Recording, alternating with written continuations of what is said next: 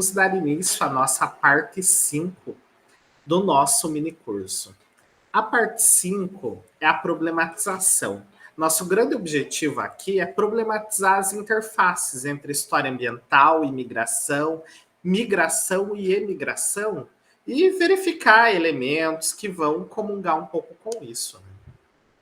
Então, eu e a Lorena, né, depois das nossas apresentações, depois dos tópicos que preparamos para o minicurso, agora a gente vai trabalhar com isso, né? Então, nesse momento, Lorena, você pode fazer seus comentários sobre o que você achou, sobre as falas, né? A gente tem a nossa primeira fala do Denis, né, explicando o que é essa história ambiental e como ela emerge no Brasil, né, sempre destacando essa questão das fontes, né? A partir da Escola do Zanardi foi muito importante para que a gente tivesse depois também a história ambiental e a escrita da história como nós fazemos hoje, porque a Escola do Zanardi, ela ampliou o conceito de fonte histórica e as possibilidades também para a escrita da história. E aí trouxe uma série de outros vestígios que não apenas aqueles oficiais, que eram utilizados até o momento, até o início do século XX. E aí possibilitou também depois análises que se comprometessem também em pensar o ambiente, o planeta. E também a sua fala, trazendo alguns elementos, trazendo algumas fontes também sobre a história ambiental, né? A história ambiental é considerada um campo historiográfico e institucional, consolidado em programas de pós-graduação, laboratórios de pesquisas, congressos, associações nos Estados Unidos, na Europa e na América Latina. Aqui, na América Latina, nós temos a SOCHA, a Sociedade Latino-Americana e Caribenha de História Ambiental. Nesse ano de 2023, a SOCHA está completando 20 anos.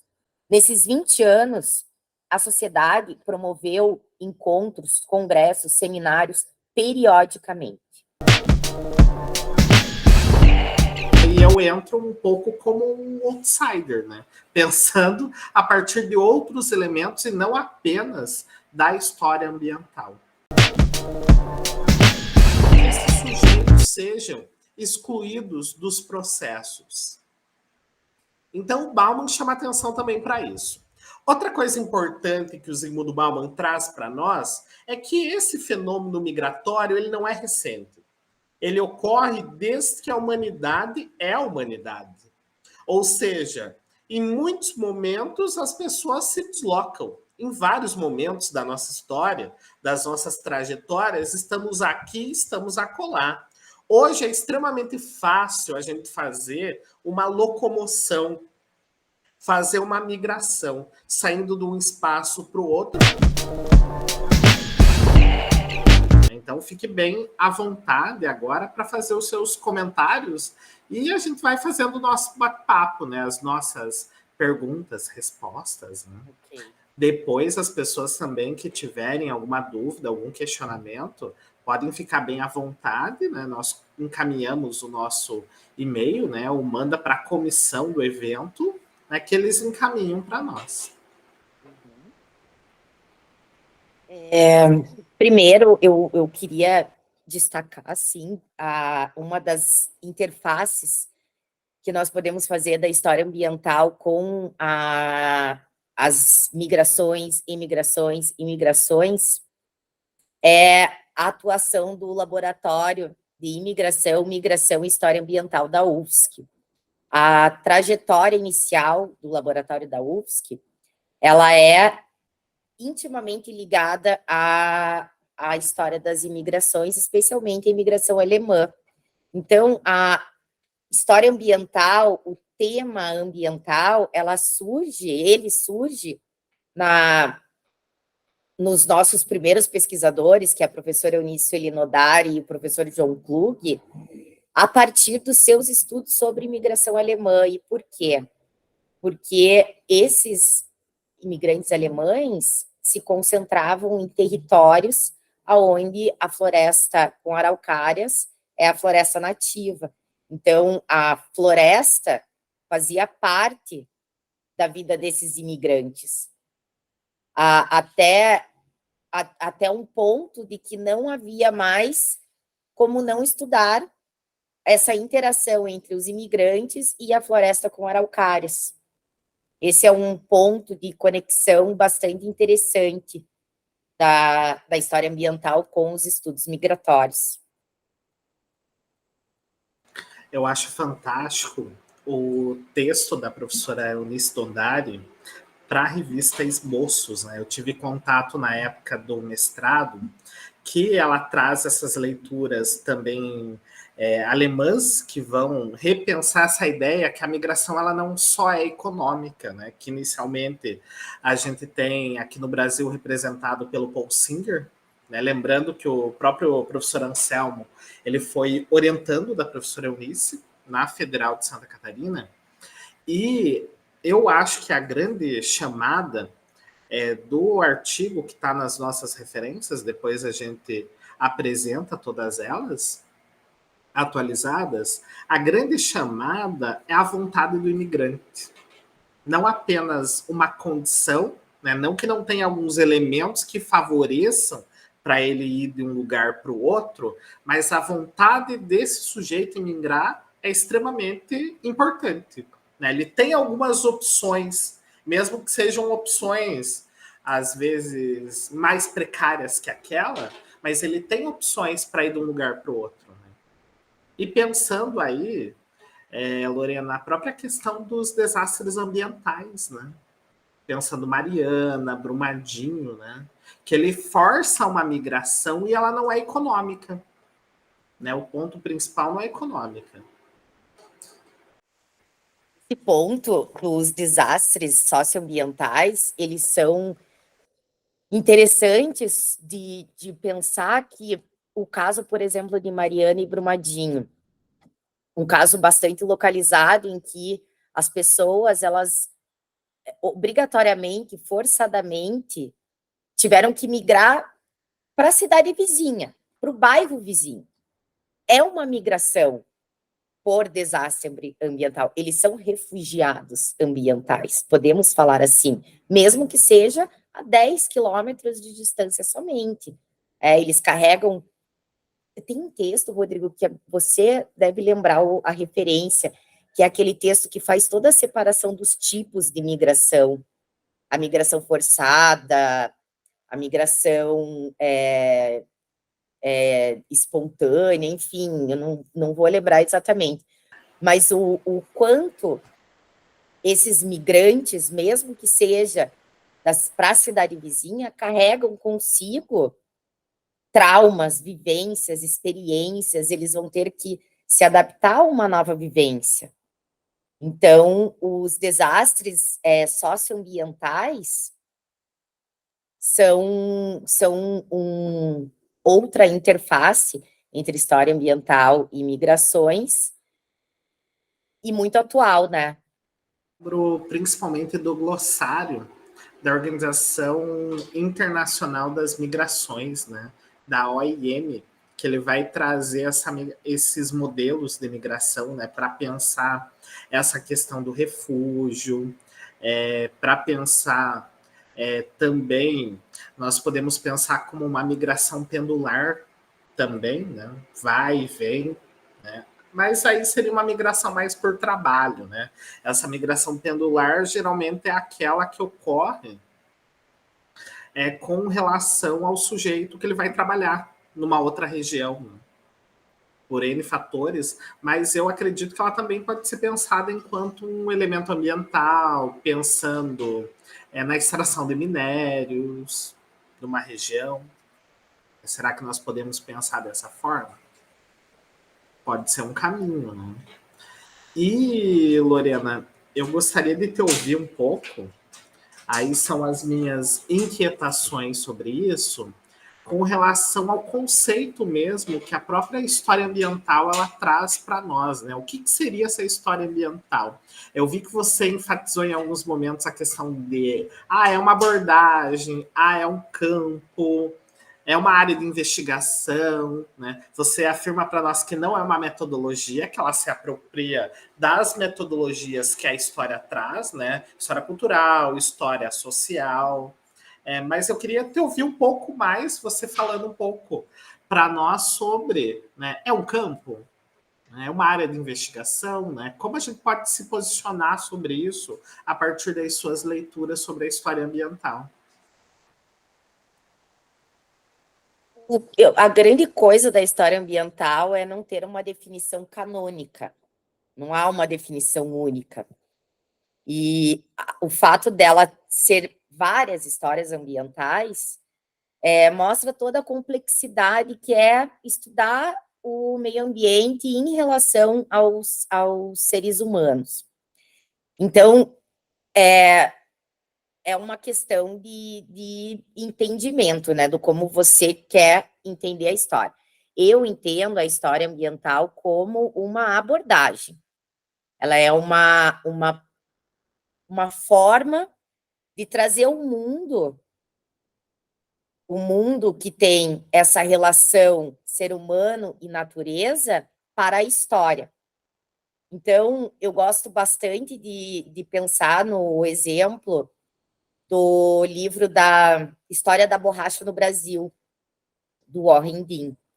Ele explica que a borracha, o ciclo da borracha, ele não deu certo no norte do Brasil, na floresta amazônica, não foi por fatores econômicos, por fatores sociais, por fatores de isolamento, de tecnologia. Foi um fungo que impossibilitou a plantação em larga escala das seringueiras na floresta amazônica. Então, você veja que o ponto de vista, a perspectiva, a abordagem socioambiental a partir de um evento passado, a partir de um ciclo econômico do Brasil, ele muda de perspectiva só de você focar o meio ambiente e a relação com os seres humanos.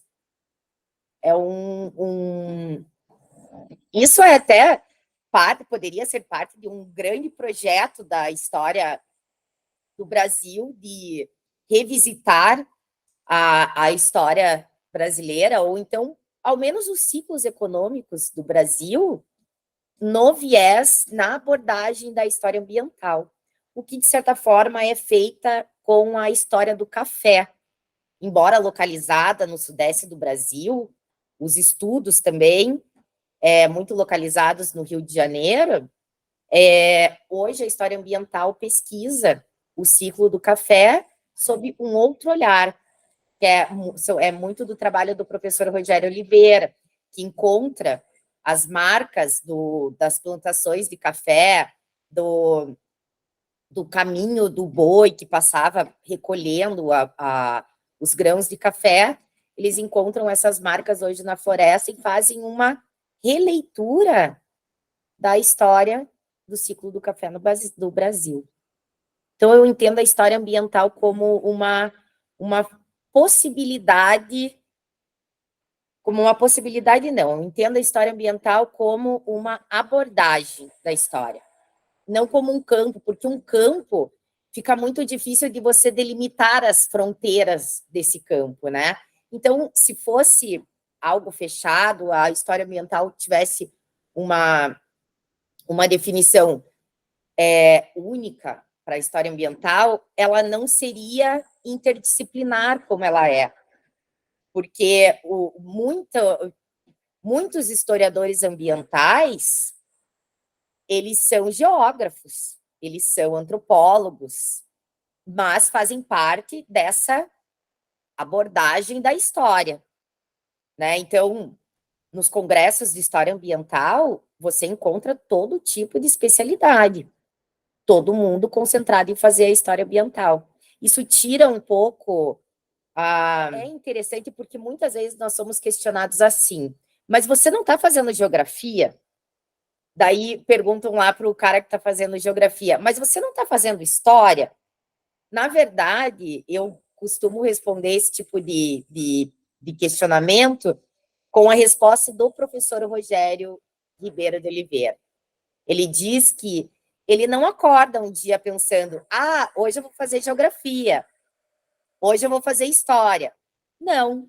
A história ambiental, ela consegue agrupar todas essas especialidades na tentativa, justamente, de juntar o que a ciência, até muito pouco tempo atrás, separava, que é ou estudar a natureza isoladamente, ou estudar o ser humano isoladamente. A história ambiental, não. Ela quer juntar, ver essa interação ser humano-natureza. Nesse sentido, eu tenho um pé atrás com essa ideia de ciclos econômicos, né? Como a maioria dos historiadores, né, tem uma certa resistência com relação a isso, por causa, a gente pode falar em predominância, mas não exatamente em ciclos, né? Por causa dessa questão de produtos, né, que algumas vezes eles são concomitantes, né? Mas, nesse sentido, eu fiquei me questionando da questão de bovinos do sul, né? Nós conseguimos pensar também a questão do charque, né? Principalmente no Rio Grande do Sul, nós conseguimos pensar a partir da história ambiental? A gente consegue partir a partir disso? O que você acredita? O que nós podemos pensar a partir dos teóricos da história ambiental? Por quê? Nós temos aquele dicionário da Lilian Schwartz, Escravidão e Liberdade, ele tem um capítulo, né? Agora eu não vou lembrar do autor, né? Mais um para nós colocarmos essas referências depois, mas que ele chama da charqueada escravista, né? Como que pensa também a escravidão, as pessoas escravizadas no Rio Grande do Sul, porque a gente pensa principalmente nessa colônia da América Portuguesa, em pessoas escravizadas no Rio de Janeiro, vai pensar também em São Paulo, principalmente pelo café, né, no final da escravidão, ou ainda no Nordeste, mas a gente foge para pensar esse Rio Grande do Sul, né? Teria como, a gente poderia pensar também a partir, né, desses aspectos com a história ambiental? Rodrigo, sabe que eu muito pouco sei sobre a história da pecuária, e mais ali do sul, né? Aqui, como paranaense, eu me deparo mais com a história dos tropeiros e mais essa região ali da Lapa, que embora fosse até lá. Mas em relação bom, primeiro em relação aos ciclos econômicos, eu também compartilho desse seu pé atrás, mas pensando em releituras, né? Geralmente, quando nós vamos adentrar as fontes e trabalhar com esses vestígios socioambientais de ação, de interação humana e natureza, nós encontramos essas culturas concomitantes. Então, escravizado, ele cuidava de uma plantação de cana-de-açúcar, por exemplo, ele tinha a sua horta de subsistência, ele tinha também as suas sementes de palmeira, que muitos vinham em navios negreiros, e ali plantavam. Isso é resultado de muitas florestas de palmeiras do Nordeste do Brasil. Da mesma forma, as florestas com araucárias aqui, que é a brigada, né, a morada desses escravizados do Sul, e a morada desse gado todo, né? O que eu posso, assim, dizer sobre isso é que a própria floresta com araucárias é produto dessa relação de seres humanos e natureza. Existem alguns estudos que dizem que a dispersão da floresta com araucárias no sul do Brasil é produto da atividade indígena, que ia caminhando e dispersando as sementes de pinhão, né? O pinhão, a semente da araucária. Tinha que chamar o professor João Klug aqui, porque ele que é o cara, né, da pecuária e tal. E as fontes, Lorena? Vamos pensar nessa questão de fontes também, né? Você Você fala muito sobre a questão da observação, né? Como que a história ambiental ela trabalha com essa observação, né? Como que isso também aparece para nós, né? Outro ponto, um ponto comum dos historiadores ambientais é o trabalho de campo. Então, o historiador ambiental não é só um trabalho, digamos, de gabinete, de arquivo. O que é interessante é justamente esse conjunto de fontes que a gente tem que colocar uma confrontando com a outra para conseguir identificar certas coisas que são importantes no desenvolvimento da nossa pesquisa. Por exemplo, o caso da invernada, né, que é uma marca na floresta e que ela não tinha explicação. Ela só passou a ter uma explicação plausível, uma data, uma idade, uma localização dentro da história. Ela só passou a ter vida a partir desse cruzamento entre essa leitura da paisagem e o cruzamento com as fontes documentais, né, que é a cartorial, oficial, plantas, mapas, relatórios. Então, a leitura da paisagem, ela pode ser inicial, ela pode ser posterior a esse mapeamento das fontes, mas a grande coisa do historiador ambiental é andar na floresta, é andar no seu objeto de estudo. O bom é quando o seu objeto de estudo é um lugar preservado, um lugar legal de se ir, como é Mananciais da Serra, é um lugar muito bonito. É prazeroso estar em Mananciais da Serra, fazer o trabalho de campo. Outros, não tanto. Né? Você pode trabalhar com florestas destruídas, você pode trabalhar com rio poluído, você pode trabalhar com desastre ambiental, com enchente, com coisas bastante pesadas, né, da história ambiental. Então, e é importante também dizer que essa leitura da paisagem ela é só uma forma de se fazer história ambiental. Tem historiador ambiental que não pega uma bike e vai andar nos campos gerais aqui no Paraná. Não, ele consegue fazer outro tipo de história ambiental. Tem outros historiadores ambientais que é impossível você fazer um trabalho de campo com bastante frequência, se, por exemplo, esse historiador ambiental estudar a antiguidade. Existem historiadores ambientais que estudam a antiguidade clássica. A nossa linha de pesquisa na UFSC, inclusive, trabalha com a história ambiental desde a história antiga.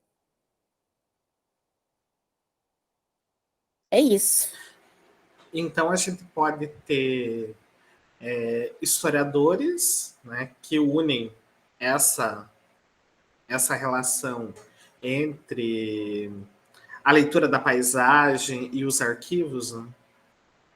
O arquivo também é importante, né? Independente dele ser digital, dele ser físico, né? A ida ao arquivo para todo historiador é extremamente necessária. Né? Ela é o que define a nossa profissão, né? O historiador é o profissional por excelência em trabalhar com arquivos históricos. Então, aí ela não seria história, né? Então, por exemplo, quando os geógrafos, os antropólogos estão produzindo trabalhos em história ambiental, eles também estão lidando com arquivos, embora eles possam trabalhar com relatos orais, que também são as nossas fontes. Você vê como é difícil fechar, né, a conta toda. É uma coisa muito ampla e talvez essa amplitude, essa complexidade, ela se dê justamente pela amplitude que é o meio ambiente, a natureza. A gente não pode pensar em nada nesse mundo que não venha da natureza. Tudo, exatamente tudo, tudo, tudo.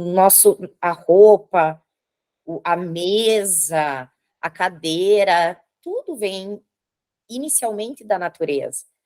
Então, a natureza não é um cenário somente. A natureza é parte da condição humana. E vem pelo trabalho, né? Pelo trabalho do ser humano. Nós transformamos a natureza pelo trabalho. Então, nós podemos pensar tudo como fonte para a história, né? Tanto para a história de uma forma ampla, como estrita, pensando a história ambiental. Né? O movimento dos análises, eles já trazem isso, né? Começa a ampliar essa questão de fontes, né? Novos problemas, novas abordagens, né? Mas, né, a história ambiental ela é considerada recente, né, Lorena? Né? Quando a gente pode pensar essa emergência da história ambiental? Esse é outro ponto interessante, que a história ambiental, ela sistematizada, ela é recente, história, sim, ou uma parte da disciplina da história, ela é recente. Ela é recente como uma história acadêmica. Ela, então, se origina das ruas, dos movimentos sociais da década de 60 e 70, e não somente os movimentos ambientalistas influenciam a história, mas também os movimentos feministas, por exemplo, influenciam a história de gênero, né? Mas o que nós temos que notar é que o meio ambiente, ele sempre foi uma presença na história brasileira.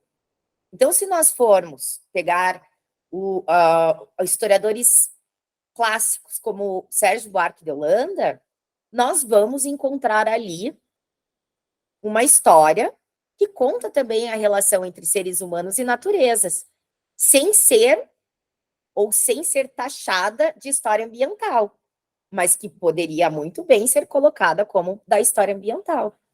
Outro texto, historiador clássico também, que não é historiador ambiental, mas que faz essa análise entre natureza e seres humanos, é o Kate Thomas, O Homem e o Mundo Natural. Esse livro ele é espetacular, ele conta como os ingleses se relacionavam com as plantas e com os animais de uma forma que ele queria, o objetivo dele era fazer uma história das mentalidades, não era fazer uma história ambiental. Mas ali tem uma história ambiental, ali conta, na verdade, ali é abordado, como a história ambiental pode ser uma abordagem. A forma que ele abordou essa relação dos ingleses com a natureza é uma abordagem que privilegia a relação entre seres humanos, os ingleses, e as flores, animais, a floresta selvagem, que depois ele traz mais para o final do livro. Então, a história ambiental, como disciplina, é recente. Porém, a história ambiental, como uma abordagem de temáticas ambientais, é bastante antiga na historiografia brasileira e também na historiografia geral. O minicurso aqui dos diálogos da UFPR, ele tem um direcionamento, né, mesmo que não seja exclusivo, mas para os cientistas iniciantes, né, para os historiadores iniciantes. E os conselhos que a gente pode dar para eles? Né? Quais seriam os conselhos para esses historiadores? Né? O pessoal está na graduação, está adentrando no mestrado, está no doutorado. Né? Que conselhos? Né? Conselhos eu acho que fica um pouco meio impositivo, né? Mas que dicas nós podemos dizer para eles? Né? O que precisa fazer para ser um historiador ambiental? O que é necessário? Quais são os passos?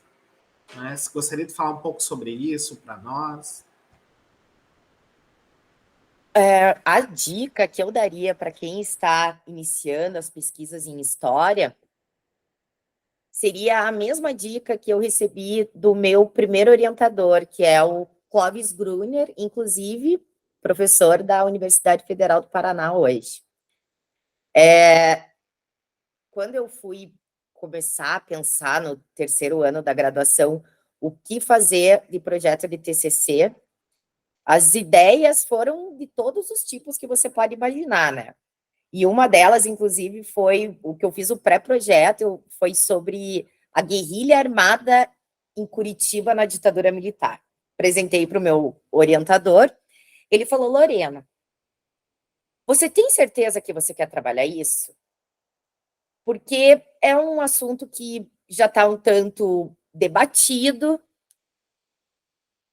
Eu falei, fui para casa, pensei não. Daí ele falou, você tem certeza que você quer pesquisar esse tema por mais de 5 anos? Pensa nisso e volte na semana que vem para a gente conversar.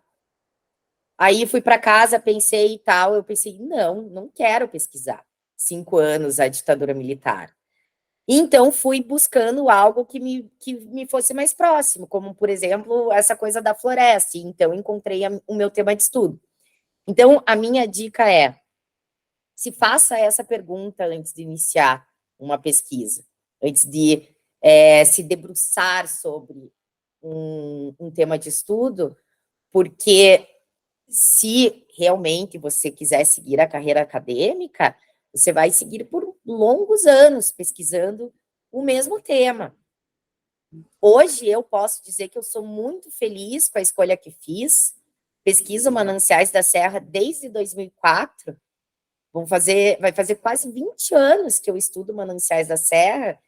E cada vez que eu vou lá em Mananciais da Serra, que eu me debruço para estudar alguma fonte, o sentimento de novidade é sempre o mesmo. Então, procure pensar nisso. Você vai querer estudar esse tema por tanto tempo assim?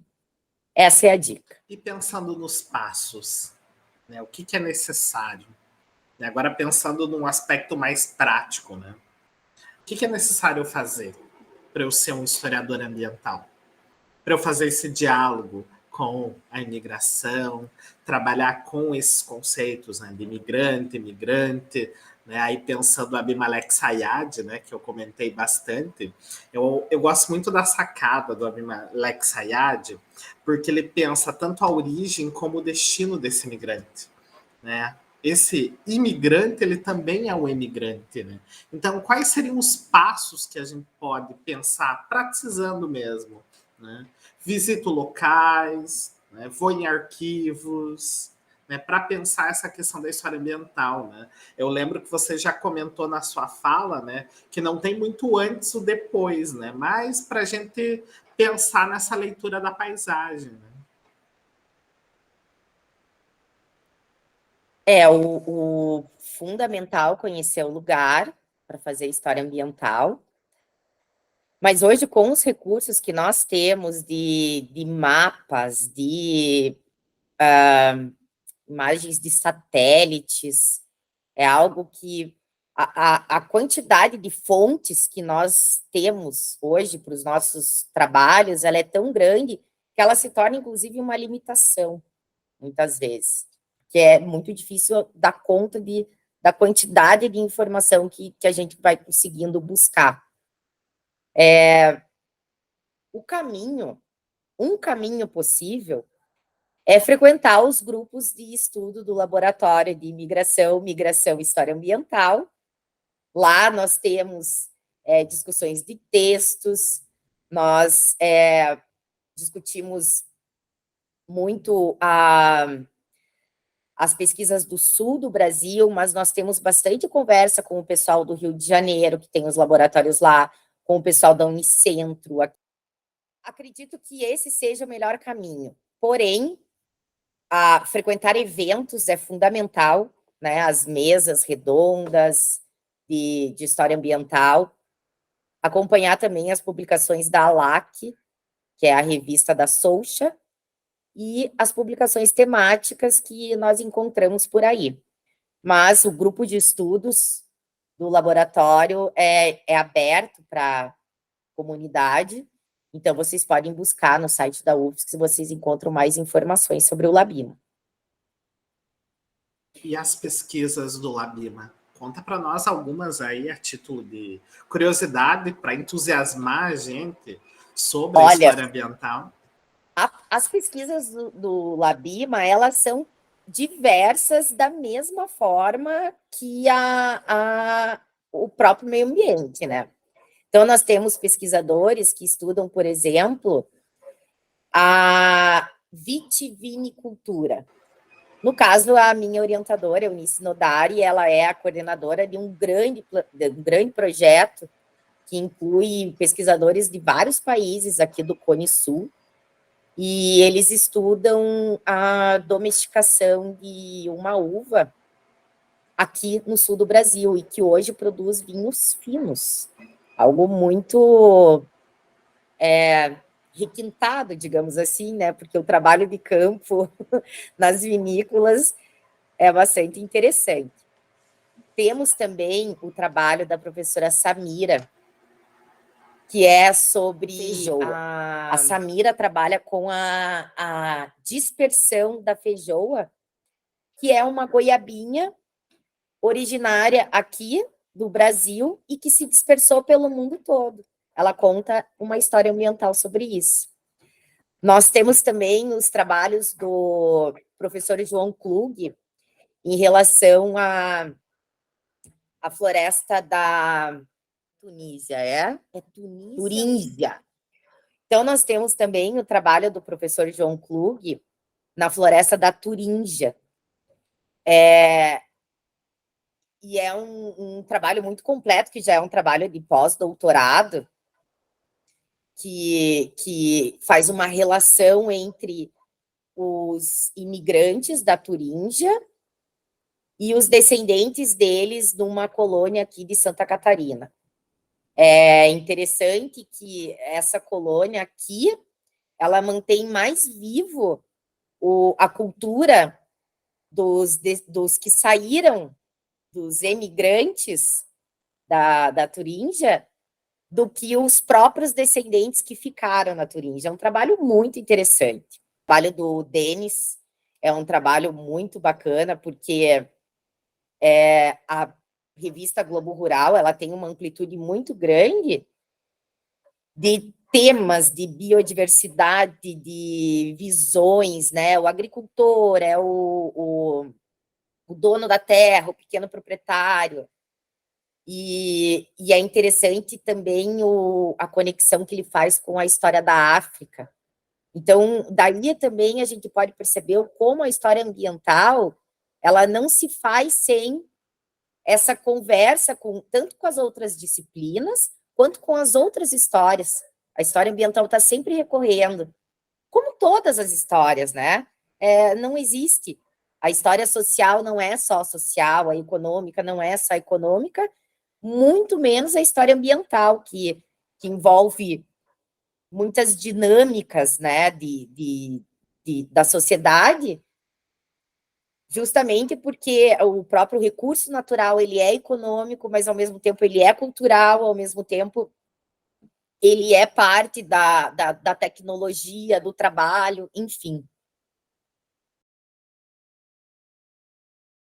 Tem, Rodrigo, de fazer um comentário sobre a sua fala, que foi sobre o conceito de rede. Esse conceito de rede, ele tem sido bastante comentado, né, nos últimos tempos, entre os historiadores, entre os cientistas humanos. E esse conceito de rede, ele é particularmente... me tira um pouquinho a paz, assim, justamente porque agora a área de concentração do nosso curso no programa de pós-graduação História da UFSC é História Global. E nós temos nos debruçado muito sobre essa ideia de rede.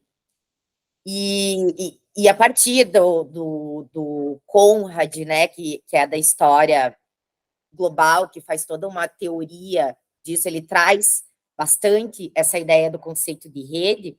Então, eu queria que você falasse um pouquinho mais do conceito de rede, pensando um pouco também nessa modernidade líquida. Como que nós, cientistas humanos, né, vamos conseguir segurar, digamos, entre os nossos dedos, né, entre as nossas mãos, essas redes que hoje são tão efêmeras, muitas vezes. Será que nós, historiadores, vamos conseguir captá-las daqui a algum tempo? Então, eu acredito que esse é o grande desafio, né? Por quê? Eu venho da área de sociologia também, né? Não apenas da história, mas eu tenho um diálogo muito grande com a sociologia, tenho formação também em sociologia, tenho um diálogo com a área de educação, com a pedagogia. Até as pessoas olham com um certo estranhamento para o Bauman, né? O Bauman sempre ele ficava no rodapé, né? Até a revista Cadernos de Bauman vai pensar esses aspectos que o Bauman era o rodapé. Né? E o Bauman ele começa a adentrar nessas discussões, principalmente pela essa ideia da fluidez. Né? Não apenas o Bauman, mas o próprio Stuart Hall, né? Pensando essa ideia de pós-modernidade, modernidade líquida, ou ainda lá com o Clifford Geertz, pensando a modernidade tardia. Né? A grosso modo, o que eles querem chamar a atenção da gente? Né? Que essas relações muito duradouras, elas estão se transformando rápidas. Né? O que era ontem, hoje não é mais. Né? Nós já falamos muito sobre isso com relação, principalmente às fontes digitais. Falamos também, né, sobre essas mudanças, principalmente dentro da área, né, não apenas da história ambiental, que vai trazer novos projetos, novos problemas, novas abordagens, né, mas também, né, pensando nas relações cotidianas, nas práticas culturais. Né, elas se transformaram muito rápidas. Muito rápido e muito ágil. E eu acredito que isso também pode ser um problema, principalmente na guarda de documentos. Nós temos um problema de suporte. Temos a nuvem? Temos.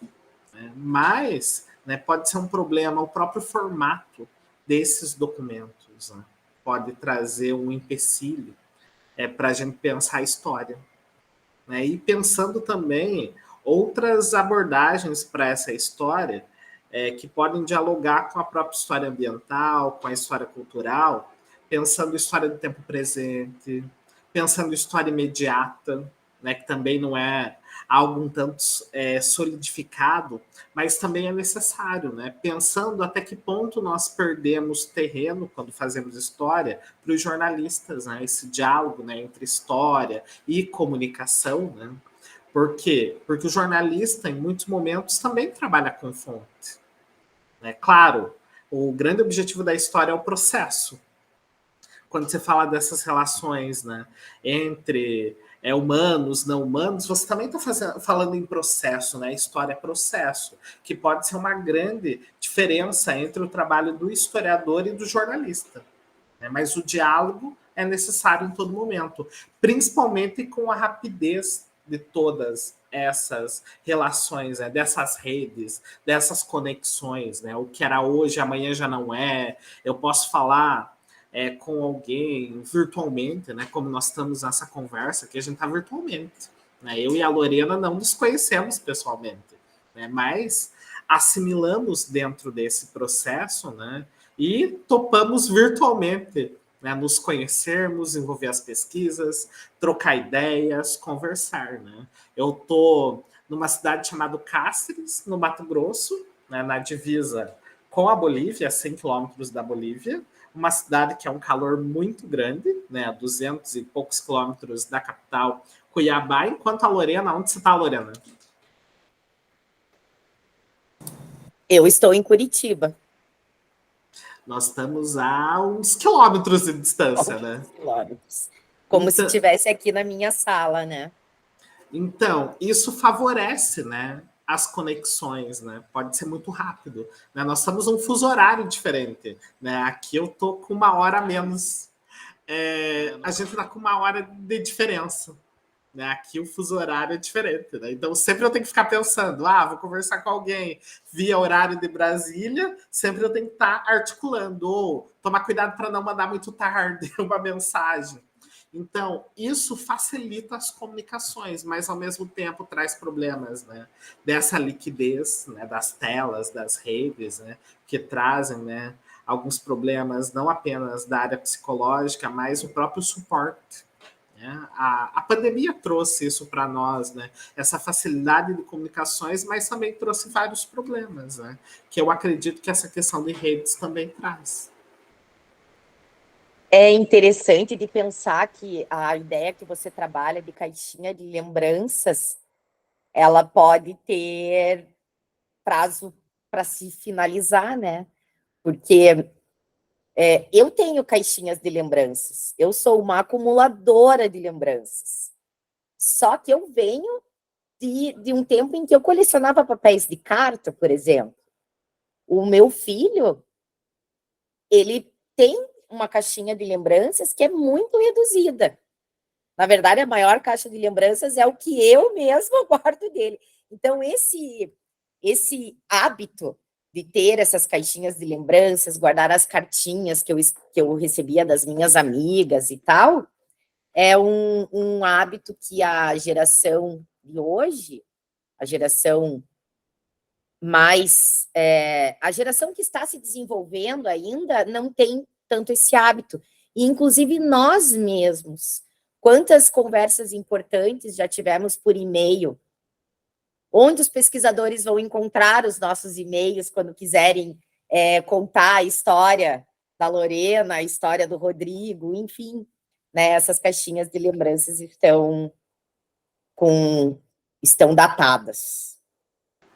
Espero, né, que a gente consiga ressignificar e trazer caixinhas de lembranças virtuais, né, principalmente pelas redes sociais, né, pensando enquanto duradouras algumas redes sociais, né, não apenas, né, como os nossos, né, as nossas finadas redes, né, do início da internet, né, que agora só temos lembranças, né.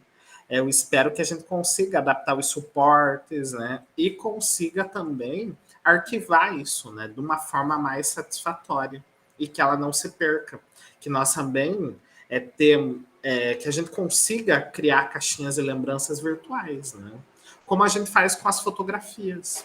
Né, de alguma forma, facilitou muito o uso de celulares, as câmeras acopladas a celulares, e nós também registramos esses momentos. E damos um jeito de guardar, nem que seja dentro do computador. E em algum momento nós usamos, apesar que às vezes também a gente perde tudo e precisa resgatar, buscar. Então, eu espero que a gente consiga ressignificar até para a gente ter, né, uma preservação dessa fonte, né, para ser discutida, problematizada, né, por esse futuro. Como que a gente poderia pensar o conceito de refugiados ou de imigrantes a partir da ideia de sujeitos de direito e esses sujeitos de direito estarem sem respaldo jurídico, como no caso os refugiados ambientais que vêm do Haiti. Os haitianos, quando chegam aqui no Brasil, eles não podem chegar lá e falar, eu sou refugiado ambiental. Não, porque eles não vão receber o refúgio, porque o refugiado ambiental, ele não é um instituto ainda do direito, né? Ele não está definido no direito internacional. Então, e hoje nós vemos muitos migrantes refugiados ainda e que são refugiados ambientais. Então, uma saída, eu fico me perguntando, seria justamente se utilizar da ideia de que o refugiado ambiental, ele não é só um refugiado ambiental, ele também é um refugiado das causas econômicas, da política, muitas vezes, como o caso do Haiti. Eu acredito que, além de pensar ele como um refugiado ambiental, a gente tem que pensar esses sujeitos como imigrantes. Né? Eles trazem esse estigma da imigração. Né? E em algum momento da vida, né, fomos ou seremos imigrantes. Né? O próprio Bauman, no Estranhos à Nossa Porta, ele chama atenção sobre isso. Né? Ele chama atenção dizendo assim, qual que é o grande problema? Por que tem tanta xenofobia? Né? Pensando aí que o Brasil é extremamente acolhedor perto de outros países, né? Com relação aos imigrantes, né? Não dizendo que não tem xenofobia no Brasil, mas, né, a gente tem que pensar sempre essas alcunhas, né? Sempre pensar essa questão, né, de ficar sem a terra, né, de ficar longe, né, do seu espaço, né? Que ele está num entre-lugar, né? Pensando que mesmo que ocorra esse retorno, se ele ocorrer, porque geralmente não ocorre, né? Principalmente quando a gente fala em refugiados ambientais, né? Nós não temos como ter esse retorno, né? Mas, né, a gente tem que sempre pensar, né, que, né, é um sujeito provisório que vai se transformar em permanente naquele espaço e vai ser incorporado à sociedade, né? De alguma forma. Eu acredito que tem que pensar nisso e pensar em políticas, né, de tentar transformar esses sujeitos em sujeitos de direitos, mas sempre considerando que também são imigrantes, né, são sujeitos que estão fora da sua casa, que, como todo cidadão, merece respeito, né, merece dignidade, né? Não é porque ele não está na alcunha do seu país que ele deve ser excluído, né, de todo o processo. E também, né, pensar nos próprios processos de imigração, né, que cada processo de imigração é único. Né? Ele também depende do tempo, do histórico que esses sujeitos têm e pensar o local de origem.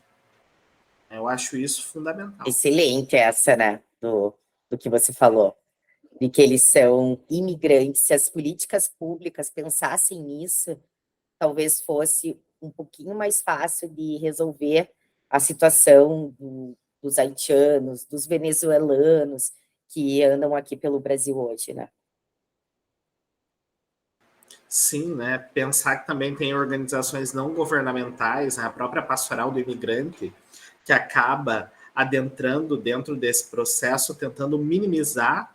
Né? A gente também vê muitas reportagens, né, dos sírios, né, vindo ao Brasil, né, afegães, né, que chegaram principalmente pelas questões políticas, né, ditatoriais, né, que o país enfrenta, né, e pensar o Brasil como um país das imigrações, né, é um país extremamente imigrante. Então, ele precisa de políticas que atendam esses sujeitos, até por causa da dimensão continental que ele tem e a quantidade de fronteiras, né? Pensando aí a fronteira no seu aspecto físico. Então, é necessário pensar também esses sujeitos. Interessante que quando a gente pensa em Brasil, o Brasil é um país que não emigra, né? É um país que tem imigrantes e migrantes, né? Os do sul para o nordeste, do nordeste para o centro-oeste, para o sudeste, né? Mas o brasileiro não sai do Brasil com um volume tão grande de pessoas como em outros lugares. Mas a gente tem uma considerável quantidade de sujeitos, né? Até por causa do tamanho, da quantidade de habitantes, né? Que quem sabe, né, ela não seja tão significativa se comparado à quantidade que ele recebe de sujeitos, né? Pensando o Brasil também como um país extremamente aberto às imigrações, né? Um país, né, que ele não criminaliza o imigrante por ele ser imigrante, como outros países, né, que nós conhecemos, que estão sobre as alcunhas ditatoriais ou ainda países que são considerados democráticos. Nesse sentido, o volume ele não é tão expressivo, mas não significa que não tenham brasileiros, né, na Europa, que não tenham brasileiros na Ásia, né, que não tenham brasileiros no continente africano, né, na Austrália, e espalhados pelo mundo todo. Nós temos também, né, esses vários sujeitos. Né? O Brasil é um país que recebe um grande volume de imigrantes, né, mas também ele tem, né, alguns emigrantes, e mesmo assim também uma migração interna por causa também do próprio tamanho. Né? Isso acaba favorecendo esses deslocamentos. Né? Eu sou um migrante do Mato Grosso, né? Um paranaense do Mato Grosso, né? Pensando também nesses elementos.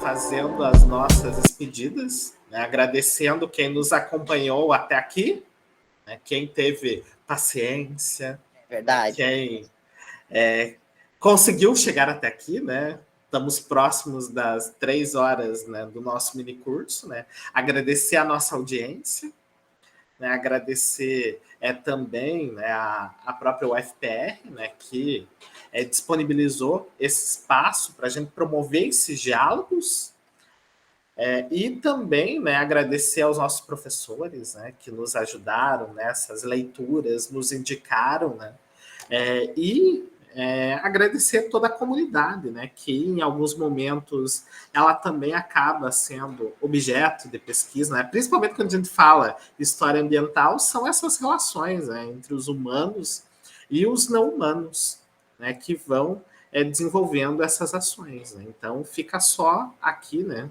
o meu agradecimento, né, a todos que nos acompanharam. Eu gostaria também de fazer o agradecimento a todas, a todos que nos acompanharam até aqui. Espero que tenha sido produtivo para vocês, que você tenha aprendido mais sobre história ambiental, sobre migrações, que se interesse a fazer algum trabalho de pesquisa.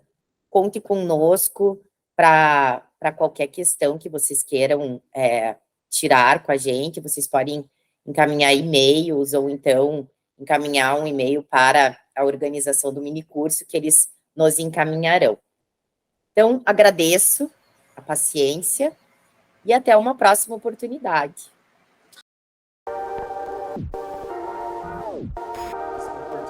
E agora vocês ficam com o Denis, né? O Denis não esteve aqui com a gente, mas ele deixou a atividade, né? Ele vai explicar para nós a atividade do minicurso para a validação do certificado.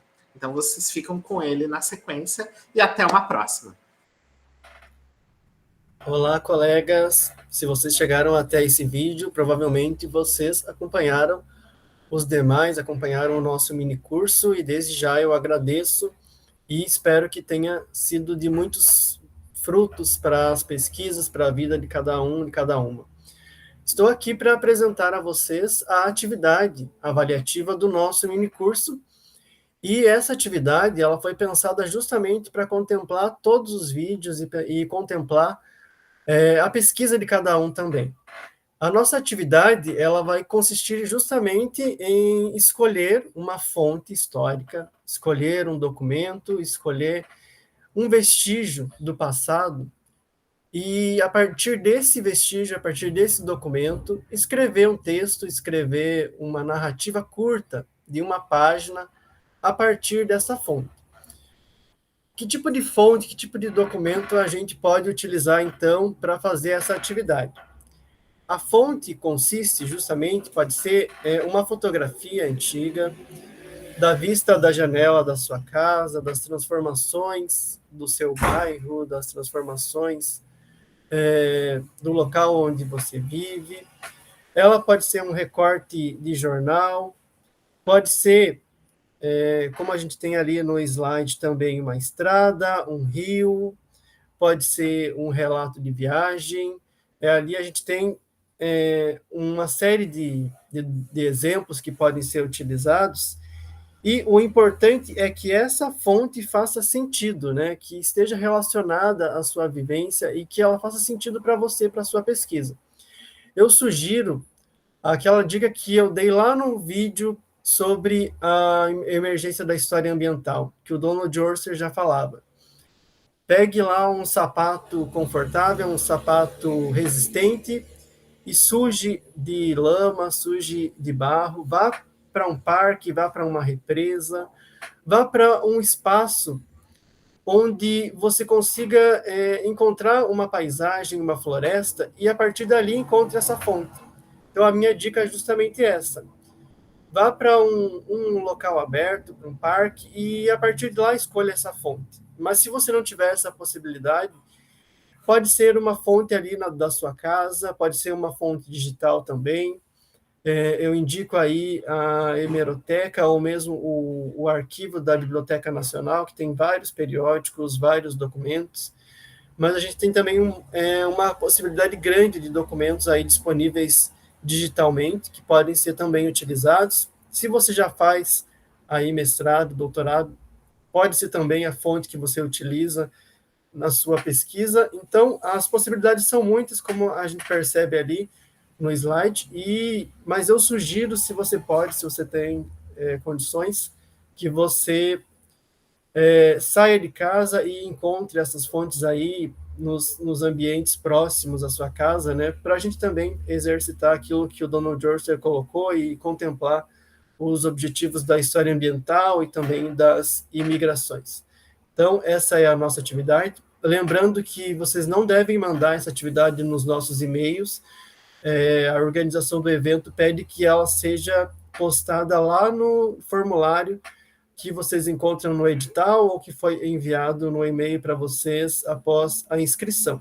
Então, procurem esse formulário para enviar a atividade, e essa atividade ela tem que ter, no mínimo, ali, uma página, então é bem tranquila, e qualquer dúvida vocês podem entrar em contato com a organização do evento ou mesmo conosco para a gente esclarecer. Mas lembrando, postem a atividade no formulário e não nos enviem a atividade por e-mail, porque ela precisa ser avaliada também pela organização do evento.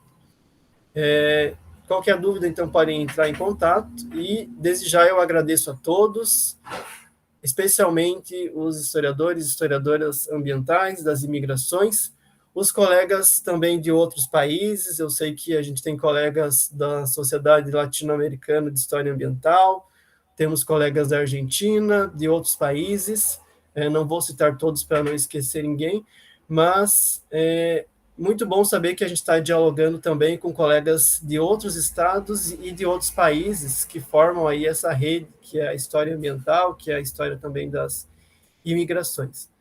Obrigado a todos e a todas, e nos vemos nos próximos minicursos e demais eventos, e nos colocamos à disposição para manter esse canal de diálogo.